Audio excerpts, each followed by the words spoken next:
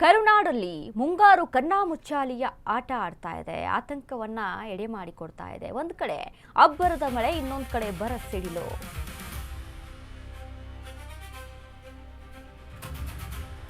ಕರುನಾಡಲ್ಲಿ ಮುಂಗಾರು ಕಣ್ಣಾಮುಚ್ಚಾಲೆ, ಒಂದು ಕಡೆ ಅಬ್ಬರದ ಮಳೆ, ಇನ್ನೊಂದು ಕಡೆ ಬರ ಸಿಡಿಲು. ಸರಿಯಾದ ಮಳೆ ಇಲ್ಲ, ಬೆಳೆ ಇಲ್ಲ, ಫಸಲಿಗೆ ಬೆಲೆಯೇ ಇಲ್ಲ. ಕೈಕೊಟ್ಟ ಮಳೆರಾಯ, ಬೀದಿಗೆ ಬಿದ್ದ ರೈತರ ಬದುಕು. ರಾಜ್ಯದ 178 ತಾಲೂಕುಗಳನ್ನ ಕಾಡ್ತಿದೆ ಭೀಕರ ಬರ. ಬರೋಬ್ಬರಿ 627 ಹೋಬಳಿಗಳಲ್ಲಿ ಬಿದ್ದೇ ಇಲ್ಲ ಹನಿ ಮಳೆ. ಗದಗ ಜಿಲ್ಲೆಯಲ್ಲಿ ಈ ವರ್ಷ ಮಳೆ ಅನ್ನೋದೇ ಕಣ್ಮರೆಯಾಗಿದೆ. ತಿಮಾಕಲಪಲ್ಲಿ, ಚಿಕ್ಕಬಳ್ಳಾಪುರದಲ್ಲೂ ಮಳೆಯಾಗ್ತಿಲ್ಲ. ರಾಜ್ಯದ ಅನ್ನದಾತರ ಬದುಕಿಗೆ ಇದೀಗ ಡಬಲ್ ಶಾಕ್ಗಳು ಎದುರಾಗ್ತಾ ಇದ್ದಾವೆ. ಅಲ್ಲಲ್ಲಿ ಕೊಂಚ ಮಳೆ ರೈತರ ಮೊಗದಲ್ಲಿ ಮಂದಹಾಸ ಮೂಡ್ತಾ ಇದೆ. ಇನ್ನು ಕೆಲ ಪ್ರದೇಶಗಳಲ್ಲಿ ಮಳೆರಾಯನ ಸುಳಿವೇ ಇಲ್ಲ. ಇದೆಲ್ಲದರ ಮಧ್ಯೆ ಸಿಲುಕಿ ಅಕ್ಷರಶಃ ನಲುಗಿರುವಂತಹ ರೈತರು.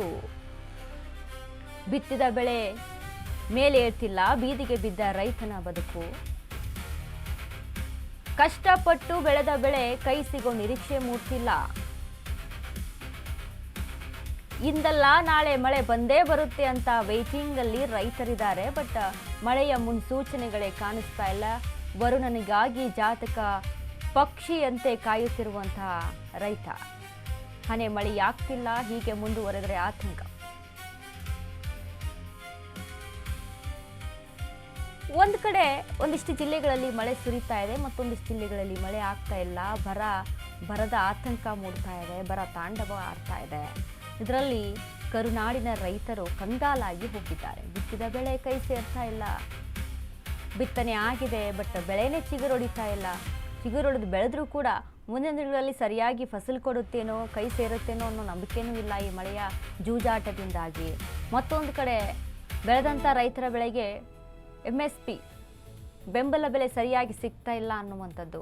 ಮಳೆಯ ಕೊರತೆ ಪ್ರಮಾಣ ಮಲೆನಾಡಿನಲ್ಲಿ 43%, ಕರಾವಳಿ ಕರ್ನಾಟಕ 35% ಇದೆ. ಇನ್ನು ಉತ್ತರ ಒಳನಾಡು 33%, ದಕ್ಷಿಣ ಒಳನಾಡು 31% ಮಳೆ ಆಗ್ತಾ ಇರುವಂಥದ್ದು, ಮಳೆಯ ಪ್ರಮಾಣ ಇರುವಂಥದ್ದು.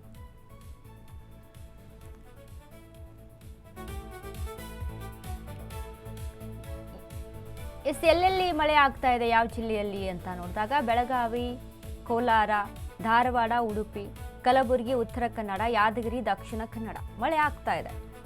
ಅಂದರೆ ಈ ಕರ್ನಾಟಕದಲ್ಲಿ ಅರ್ಧ ಭಾಗದಲ್ಲಿ ಮಳೆ ಸುರಿದ್ರೆ ಇನ್ನರ್ಧ ಭಾಗದಲ್ಲಿ ಮಳೆನೇ ಆಗ್ತಾ ಇಲ್ಲ.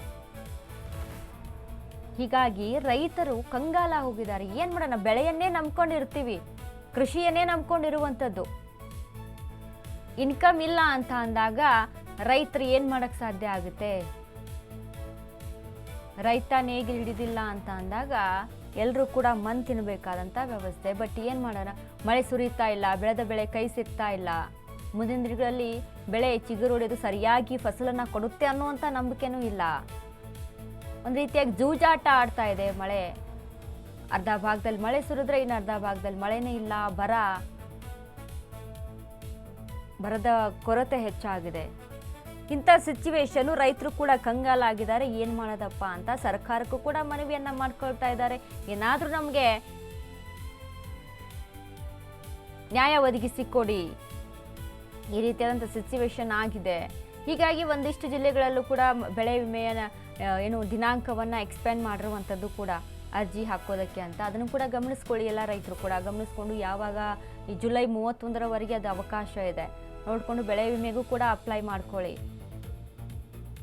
ಇನ್ನು ಮೋಡ ಬಿತ್ತನೆ ಮಾಡ್ತೀವಿ ಕೆಲವೊಂದಿಷ್ಟು ಭಾಗಗಳಲ್ಲಿ ಅಂತ ಕೂಡ ನಾವು ಹೇಳ್ತಾ ಇದ್ರು. ಬಟ್ ಇನ್ನು ಯಾವ ಕಡೆ ಮಳೆ ಆಗಿಲ್ಲ, ಯಾವ ಕಡೆ ಮಳೆಯ ಕೊರತೆ ಇದೆಯಲ್ಲ, ಆ ಒಂದು ಜಾಗಗಳಲ್ಲಿ ಮೋಡ ಬಿತ್ತನೆ ಕಾರ್ಯ ಕೂಡ ಮಾಡಬಹುದು ಅನ್ನುವಂಥದ್ದು ಕೂಡ ಇದೆ. ಬಟ್ ಸರ್ಕಾರ ಏನು ನಿರ್ಧಾರ ತೆಗೆದುಕೊಳ್ಳುತ್ತೆ ಗೊತ್ತಿಲ್ಲ. ಬಟ್ ಈ ಕುರಿತಾಗಿ ಕೇಂದ್ರಕ್ಕೂ ಕೂಡ DK ಶಿವಕುಮಾರ್ ಮನವಿಯನ್ನು ಸಲ್ಲಿಸಿದ್ದಾರೆ. ರಾಜ್ಯದಲ್ಲಿ ಸರ್ಕಾರ ಏನು ನಿರ್ಧಾರವನ್ನು ತೆಗೆದುಕೊಳ್ಳುತ್ತೆ ಅನ್ನೋದು ಕೂಡ ಇಂಪಾರ್ಟೆಂಟು. ಸೊ ಮುಂದಿನ ದಿನಗಳಲ್ಲಿ ರೈತರ ಸ್ಥಿತಿ ಅಧೋಗತಿ ಆಗುವಂಥ ಸಿಚುವೇಶನ್ನು ಕಾಣಿಸ್ತಾ ಇದೆ.